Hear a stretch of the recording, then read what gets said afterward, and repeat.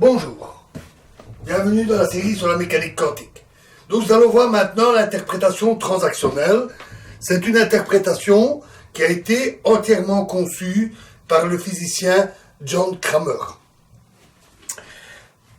Lors des différents résultats que nous avons vus, de Bell, d'Aspect, et les travaux de Friedman, Stapp et Closer, il a pu être montré que, avec la mécanique quantique, on peut avoir la non-localité et on peut avoir le problème avec les raisonnements contrafactuels. Et quoi qu'on fasse, on est obligé d'avoir un des deux. Ou bien on admet que la physique est non locale, ou bien on admet qu'elle est non contrafactuelle. Rappelons pour la contrafactualité que on a une expérience donnée qui peut avoir différents résultats et lors de l'expérience, certains résultats se produisent, pas d'autres. Et le raisonnement contrafactuel consiste à dire si ce résultat s'était produit, alors j'en déduis que. Mais il ne s'est pas produit, j'ai tel résultat, tel autre résultat, et donc, avec ce que j'en avais déduit, j'en conclus quelque chose. Et c'est donc tenir compte de conditions, de résultats, de raisonnements sur des expériences qui auraient pu être réalisées, des résultats qui auraient pu être obtenus, et en tenir compte dans le raisonnement. Et en mécanique quantique, ça peut être un problème de faire ça. Et effectivement, les travaux ont montré que, ou bien on rejette la contrafactualité, on ne peut pas raisonner comme ça, ou on rejette la localité. Cramer a fait le choix de conserver la contrafactualité qui est utilisée abondamment dans la physique classique ou dans la vie quotidienne. S'il se met à pleuvoir et que je sors, je vais être mouillé. Donc, je prends mon parapluie. Je sors, il se fait qu'il ne pleut pas, mais mon parapluie aurait pu être utile. Parce que si il s'était mis à pleuvoir, j'aurais bien été mouillé et mon parapluie aurait été bien utile. Le raisonnement contrafactuel d'une circonstance hypothétique, c'est quelque chose d'abondamment utilisé dans tous les raisonnements. Donc il a décidé de conserver ça et donc de dire acceptons la non-localité. Alors, il s'est basé sur un résultat qui est assez ancien, qui avait déjà été exploré par Dirac, puis par Wheeler et Feynman, et puis par d'autres. C'est qu'en électrodynamique, donc l'électromagnétisme de Maxwell, classique, les équations admettent deux types de solutions. Il y a les solutions retardées, c'est-à-dire typiquement des ondes qui voyagent du passé vers le futur, mais également des solutions dites avancées, des ondes qui voyagent du futur vers le passé. Généralement, on rejette les solutions d'ondes voyageant vers le passé parce qu'on les considère comme non physiques, à cause de la flèche du temps. Et donc, elles sont écartées. Et on ne garde que les solutions dites retardées. Wheeler et Feynman ont développé l'électrodynamique quantique en utilisant toutes les solutions, y compris les ondes avancées. C'était pas sans problème, je ne vais pas entrer dans les détails. Ça a été repris par Pegg et par Cramer pour montrer que l'ensemble pouvait être tout à fait correct et consistant.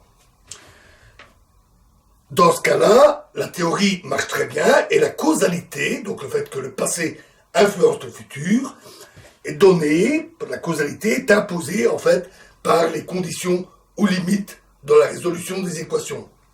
Et on montre aussi que formellement, cette théorie complète et toutes les solutions donnent des résultats strictement équivalents à l'usage habituel où on ne garde que les ondes retardées. Donc, on peut parfaitement admettre les solutions avancées dans la mesure où elles n'entraînent pas d'effets indésirables. Alors, considérons une source que l'on appelle un émetteur et une cible que l'on appelle typiquement un absorbeur. La source va émettre une onde, par exemple une onde électromagnétique, F1. Et puisque la physique est symétrique, on doit admettre, donc ça c'est le temps vers le futur, on doit admettre qu'elle émet aussi une onde G1, qui est une onde avancée, remontant le temps. Cette onde atteint l'absorbeur, qui réagit, c'est la loi de Lenz, qui fait qu'elle réagit en annulant l'onde qui la perturbe, qui l'absorbe, et il émet ainsi une onde F2 qui est égale à moins F1, qui annule donc l'onde F1. Et donc, dans le futur, moins F1 plus F1, il n'y a pas d'onde retardée qui continue à se propager. Elle est absorbée par l'absorbeur.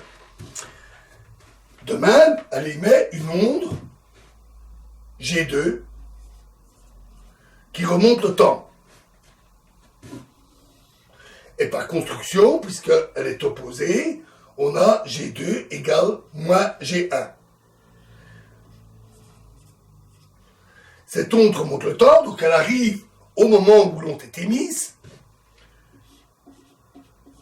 et donc elle annule l'onde G1 qui remontait le temps.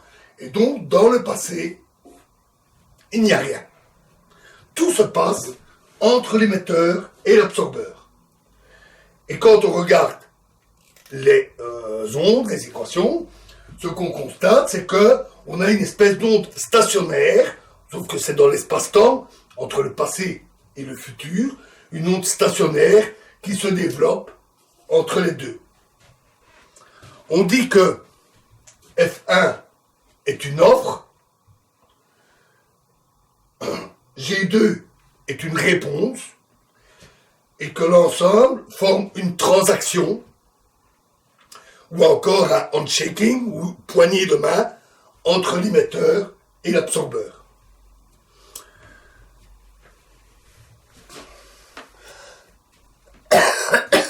Je ne vais pas entrer dans tous les détails de l'interprétation transactionnelle.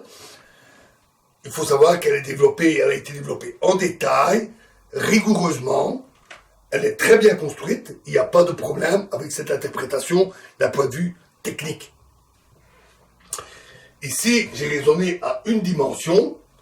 Typiquement, une onde émise est une onde sphérique qui va dans toutes les directions, éventuellement isotrope, pas nécessairement. Et donc, elle s'atténue en 1 sur r carré avec la distance. Il faut donc tenir compte de ça dans les calculs. Et on peut ainsi généraliser le résultat à des ondes sphériques. Qu'en est-il du cas de la mécanique quantique? En électromagnétique, l'équation d'onde a typiquement la forme C carré fois la variation avec la position, la variation au carré, la variation de psi égale la variation carré, donc variation de la variation avec le temps de psi. Et c'est ce carré, c'est la variation de la variation qui fait que l'équation admet des solutions à la fois retardées et leur symétrique, les ondes avancées. En mécanique quantique, l'équation de Schrödinger est différente. Elle dit que moins h bar carré sur 2m fois la variation avec la position carré de psi est égal à IH bar variation avec le temps de psi. Et là, il n'y a plus de carré. Et donc, il n'y a pas de symétrie. Il n'y a que des solutions retardées. Il n'y a pas de solution avancée.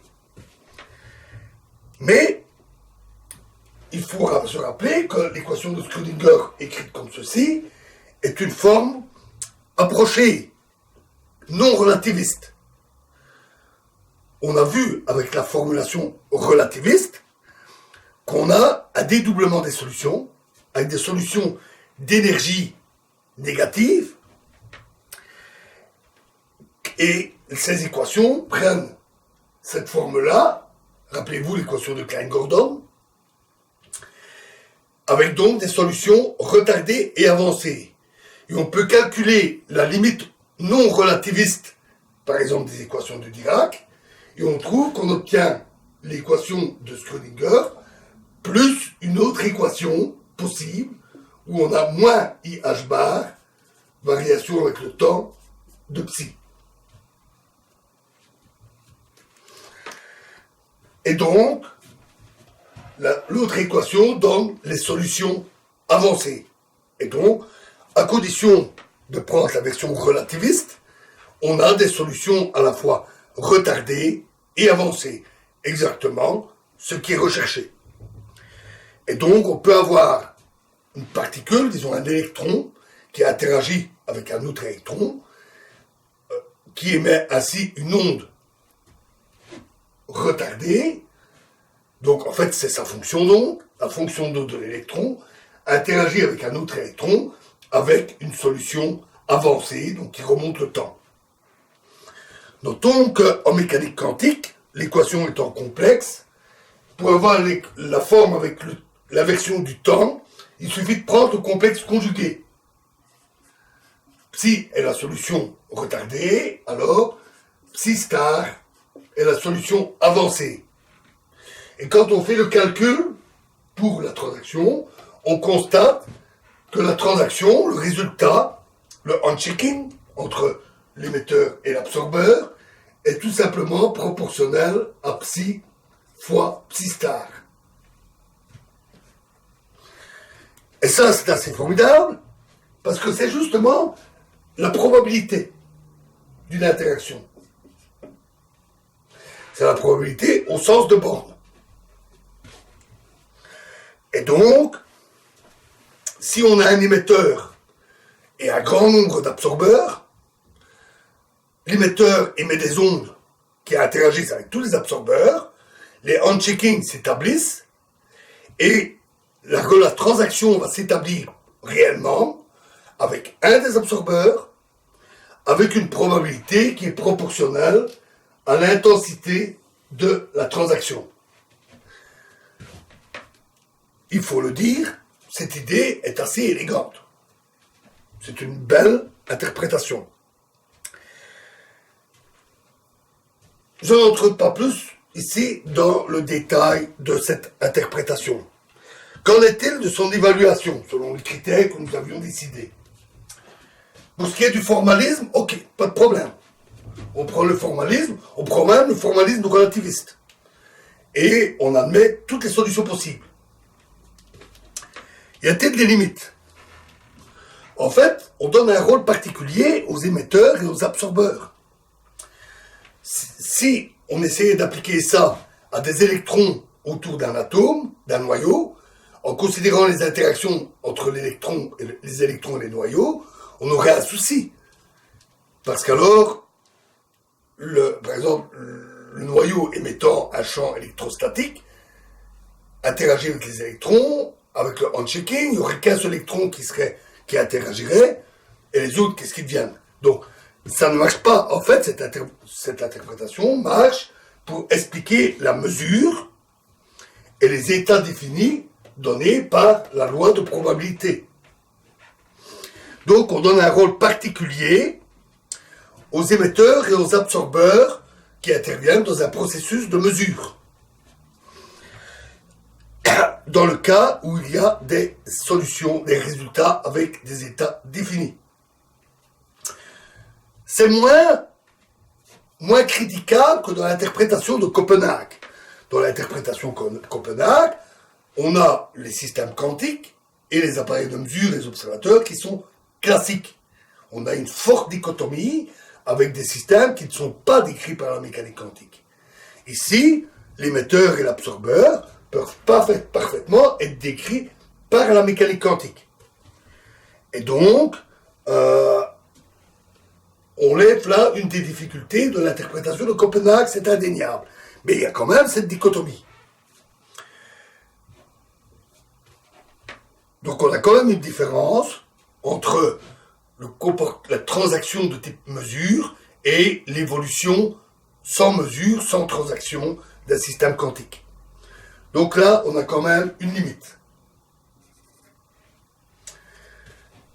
Du point de vue de l'anthropocentrisme, du principe anthropique, on donne donc un rôle spécial à la mesure et au système intervenant dans les mesures. L'interprétation est on ne peut plus réaliste. On met ici la fonction d'onde sur le même pied d'égalité qu'une onde électromagnétique ou des choses de ce genre. Donc elle est strictement réaliste. Sans les difficultés posées par une interprétation de Copenhague avec fonction d'onde réaliste, bien entendu. Du point de vue du rasoir d'Occam, on ne rajoute qu'une seule chose, c'est les ondes avancées. Donc en fait, on dédouble toutes les solutions possibles.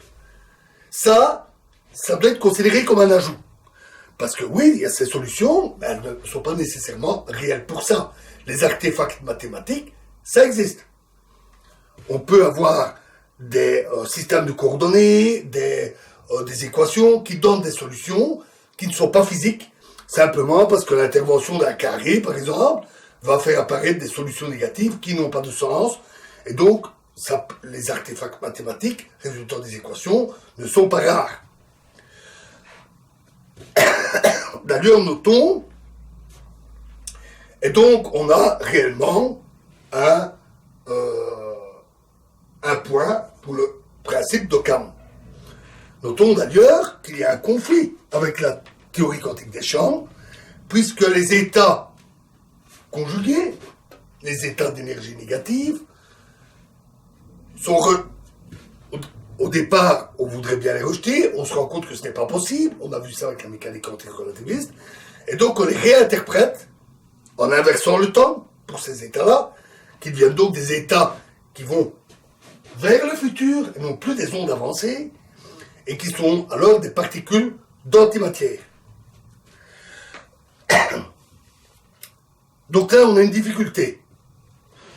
Je pense que la théorie de Cramer, ou l'interprétation de Cramer, peut s'accommoder de cela. Donc, on ne compterons pas ça comme un point négatif, mais c'est une difficulté indéniable.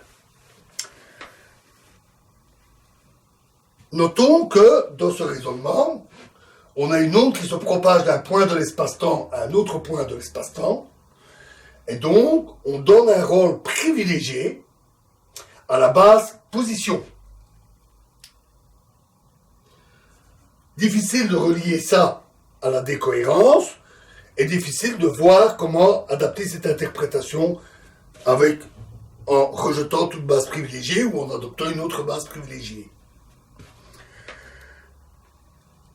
Autre point, elle n'explique pas le côté aléatoire. Il y a plusieurs absorbeurs, des transactions s'établissent, et l'une d'entre elles prend le pas avec une probabilité donnée par ça. Même si le principe est élégant, il n'y a pas d'explication sur la résolution, le pourquoi de cet aléatoire. L'auteur de l'interprétation lui-même dit que cette formulation d'onde qui interfère entre l'onde retardée et l'onde avancée et qui donne un résultat proportionnel à la probabilité, ouvre une porte qui dévoile les mécanismes aléatoires. Il n'a pas tort, du fait du côté réaliste de l'interprétation et de ce résultat, effectivement, on voit là un aspect physique qui dit que, oui, on a un résultat proportionnel à ça, et on peut naturellement y coller la probabilité. Mais notons que l'interprétation de Born ne dit pas autre chose. Elle le dit différemment, elle ne fait pas intervenir les autres retardés avancés, mais elle aussi dit le résultat est proportionnel à l'amplitude de la fonction d'onde. Et on n'a pas l'explication de pourquoi une transaction s'établit uniquement avec un absorbeur selon une règle probabiliste. Donc là, il y a quelque chose qui n'est pas expliqué.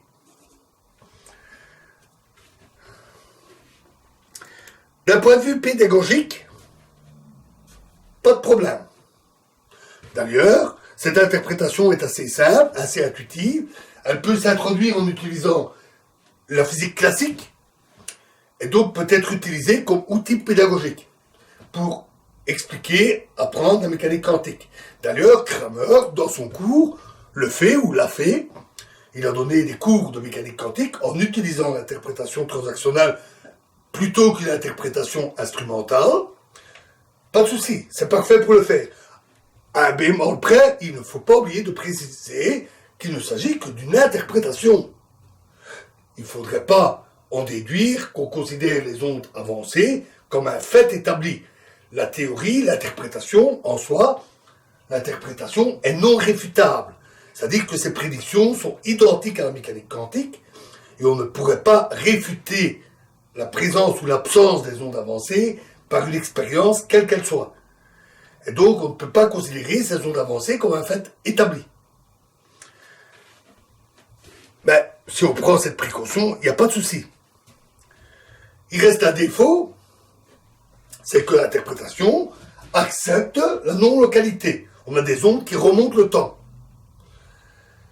C'est une violation forte de la localité qui n'est pas problématique. Parce que si la causalité forte est violée, c'est-à-dire pas de retour vers le futur, ici c'est le cas, vers le passé, ici c'est le cas, la causalité dite faible, à l'échelle macroscopique, est respectée, puisque les résultats sont identiques à la mécanique quantique. On ne peut voir, d'un point de vue macroscopique, que le résultat final des transactions.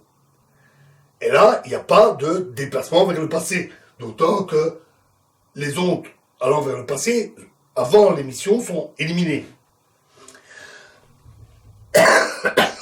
Mais nous avons fait le choix, dans nos critères, de dire il nous faut quelque chose de local, si possible. Donc la non-localité est quelque chose qu'on aimerait éviter. Donc on le considère comme un problème. Rappelons, encore une fois, que ce n'est pas un jugement de valeur. L'interprétation transactionnelle est très élégante, très précise, très rigoureuse, elle peut plaire. Et elle peut être utile. Pour notre choix, nous en tenons compte. Et donc, on attribue la valeur 6 à cette interprétation. Pas mauvais, sans être extraordinaire. Voilà pour l'interprétation transactionnelle. Dans la vidéo suivante, nous verrons une autre interprétation qui est due à Everett et qui s'appelle interprétation des états relatifs. Je vous remercie.